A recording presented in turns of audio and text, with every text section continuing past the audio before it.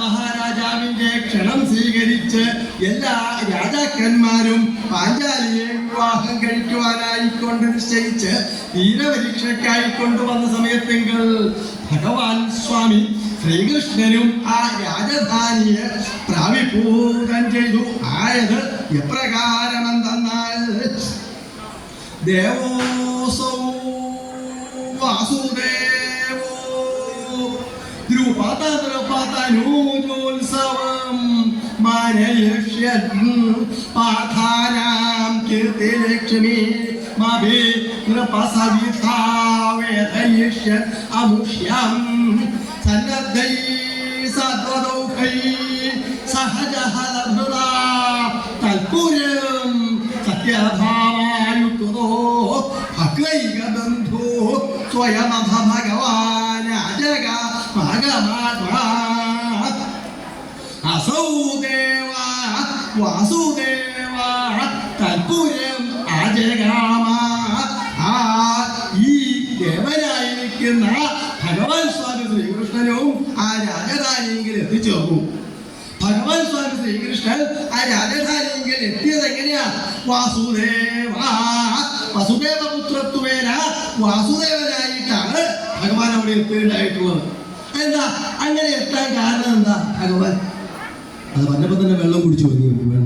ഭഗവാന്റെ ആലോചന വരുന്നുണ്ട്. ഭഗവാൻ എന്തിനാ അങ്ങനെ പറയാനുള്ള കാരണം എന്നാണെങ്കിൽ എല്ലാ ആൾക്കാരും തന്റെ പരമഭക്തന്മാരല്ലേ. ജനങ്ങൾ ലോകത്തിലുള്ള എല്ലാ ആൾക്കാരും ആരാ? ഭഗവാന്റെ ഭക്തന്മാരല്ലേ. അങ്ങനെ ഭഗവാൻ എഴുന്നള്ളി വരുമ്പോൾ ഏത് രീതിയിലാണ് വരുന്നത്? എല്ലാവരും പറയണം ഭഗവാൻ എഴുന്നള്ളിതാ വേണം, സിംഹാസനായിട്ടാണ് വരണം, വേണം നോക്കിക്കൊള്ളുകയായിരുന്നു.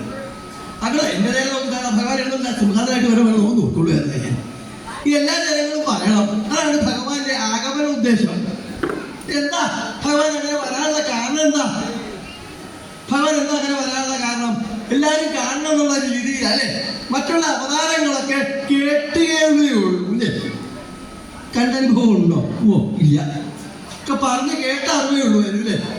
എന്താ ദശാവതാരം ബഹുകേമ ഭഗവാന്റെ അല്ലേ. ദശാവതാരം ഏതൊക്കെയാ? 10 അവതാരം അല്ലേ. ദശ എന്ന് പറഞ്ഞാൽ എന്താ? 10 അവതാരം ഭഗവാന് കേട്ടേ ഉള്ളൂ അല്ലേ. ദശാവതാരം അത് ഏതൊക്കെയാണ്?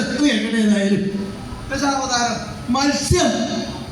എടോ മത്സ്യമായിട്ടും മറ്റൊക്കെ ഭഗവാൻ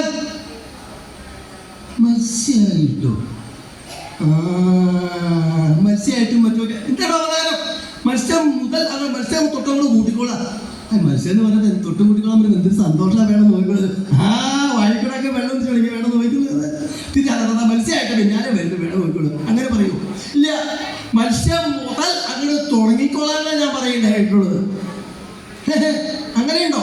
മത്സ്യം മുതൽ വെള്ളത്തിലൂടെ പോണ കറുത്ത മത്സ്യം ഭഗവാനെ വേണം നോക്കിക്കൊള്ളു.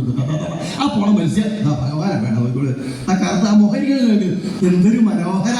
അയ്യോ ആ പോണ മത്സ്യം ഭഗവാൻ എന്താണെങ്കിലും പറയൂ. അതില്ല. മത്സ്യമായിട്ട് ഭഗവാൻ അവതരിച്ചു എന്നേ ഞാൻ പറയേണ്ടതായിട്ടുള്ളൂ. അതെന്തിനാ? ലോകോപകാരാർത്ഥ. മറ്റെല്ലാ ലോകങ്ങൾക്കും ജനങ്ങൾക്കും അവതാരത്തിന്റെ ഉപകാര അല്ലല്ലേ, ഉപകാരാർത്ഥത്തിന് വേണ്ടിയിട്ടാണ്. എന്താണോ മത്സ്യമായിട്ടും മറ്റൊക്കെ ഭഗവാൻ ജനങ്ങൾക്ക് ഉപകാരത്തിനായിട്ടോ? അയ്യോ ഇപ്പൊ മത്സ്യമൊക്കെ ഭക്ഷണം ധാരാളം കഴിച്ചു തുടങ്ങിയിട്ട് അങ്ങനെ ഒരു ഉപകാരമാണോ? അതല്ല.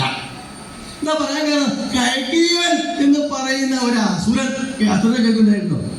എല്ലാവരും അസുരന്മാരെ പിന്നെ പറഞ്ഞിട്ട് കാര്യമുണ്ടല്ലോ അല്ലേ. പിന്നെ ഹയഗ്രീവൻ എന്ന് പ്രത്യേകിച്ച് പറയേണ്ട ആവശ്യമൊന്നുമില്ല. ഹയഗ്രീവൻ എന്ന് പറയുന്ന അസുരൻ ബ്രഹ്മാവിന്റെ മുഖത്തിലാണ് വേദം ഇരിക്കണത് അല്ലേ.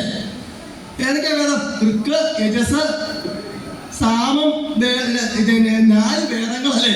4 വേദങ്ങൾ 1, 2, 3 അയ്യോ അങ്ങനെ 4 വേദങ്ങളായിരിക്കണ വേണം നോക്കിക്കൊള്ളേതായാലും. അത് പറഞ്ഞോ നോക്കി ആ വേദങ്ങളെ നോക്കിക്കൊണ്ടിരിക്കുക വേണം നോക്കിക്കൊള്ളേതായാലും. പ്രായ വേദങ്ങളെ നോക്കിയിരിക്കുന്ന പ്രായം വേണം. അയ്യോ ആ നീല വേദം ഋഗ്വേദ, പിന്നെ അതോ യജുർവേദം, പിന്നെ സാമവേദം, അഥർവേദം. ബ്രഹ്മാവിന്റെ മുഖത്തിലാണ് ഈ 4 വേദങ്ങൾ ഇരിക്കുന്നത് അല്ലേ. ഈ വേദം എന്ന് പറയുന്ന സാധനം ഹയഗ്രീവൻ എന്ന് പറയുന്ന അസുരൻ അപഹരിച്ചോണ്ട് പോയി ബ്രഹ്മാവിന്റെ മുഖത്തിൽ. ബ്രഹ്മാവ് നേരം പ്രഭാതമായിട്ട് നോക്കിയപ്പോഴോ ഓർമ്മയില്ലാതെ വേദം പോത്തു പോയപ്പോ ഒന്നും ഓർമ്മയില്ലാണ്ട് ബ്രഹ്മാവ് നോക്കി വേദമല്ലേ പോണത്. വേദം പോണു വേദം പോണു വേദം വേദം വേദം വേദം പോണു ആരാ